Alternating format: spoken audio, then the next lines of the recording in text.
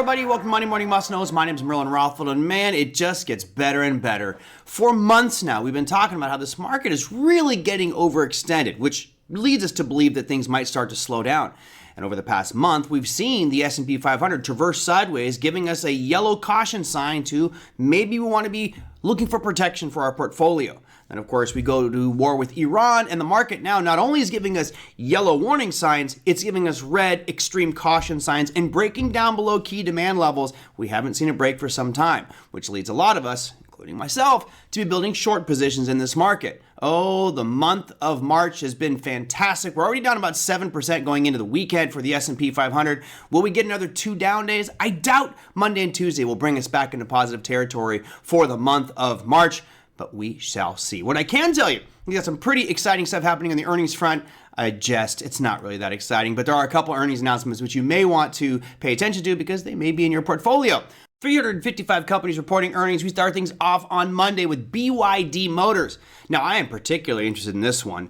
I wish that we could get BYD vehicles in the United States. They are phenomenal. They're a definite rival to Tesla, and some of the features and functionality are absolutely incredible. When I was in Thailand recently, I got to ride around in a few of them. Man, love those vehicles. Anyway, they will be reporting earnings on Monday. We move things over to Tuesday. We're going to trifecta of Nike, McCormick & Company, and FactSet Research.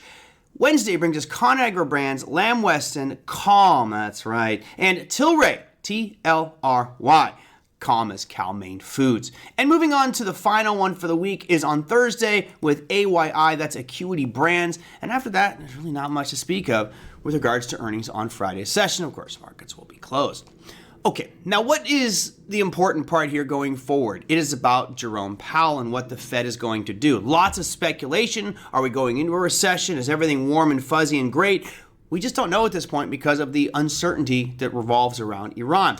What I do know is we're going to see Jerome Powell give a presentation at Harvard. Oh, the man, the myth, the legend. We'll be doing a speaking engagement at Harvard University. This is part of a panel discussion on Monday at 10:30 a.m. Eastern Time.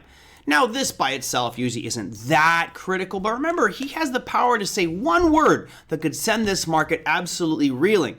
Now, remember, markets open at 9:30 a.m. Eastern Time, so this will be 1 hour into the trading session.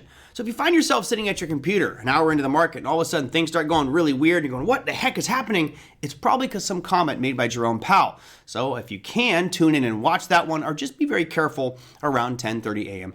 Eastern Time.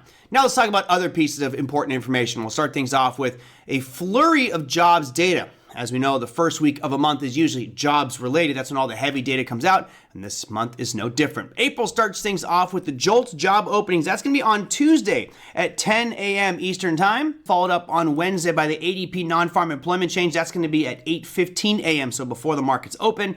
On Thursday, you have your unemployment claims at 8:30, and then this is one I still have questions about. As we know, Good Friday, the markets will be closed. However, we are seeing a scheduled release of the unemployment rate and non-farm employment change as I'm recording this for Friday at 8:30, which would really be a non-impact for you, right? Because if the markets are closed, how is that going to impact you?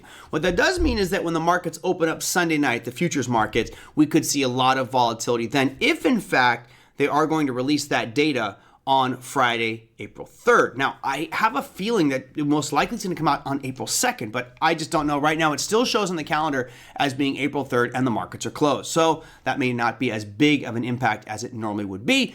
That said, let's dive into our next piece, which is going to be retail sales. Now, retail sales, in my opinion, is going to be a very important number. If you look here, this number comes out Wednesday at 8:30 a.m. Eastern Time, and on the hard red edge, you can see that the previous month we were at 0. The last month, we were negative 0.2. This shows a contraction going on with retail sales, which, of course, if you are bullish on the market, you want increasing retail sales. You want consumption and demand for products, goods, and services. Expectations are right now that we are going to come out at not negative 0.2. They're actually expecting to come out at 0.4. So the markets are anticipating a big jump up here in retail sales. I don't know if I buy that one. I'm not really quite sure if I believe we're going to see a big jump in retail sales numbers.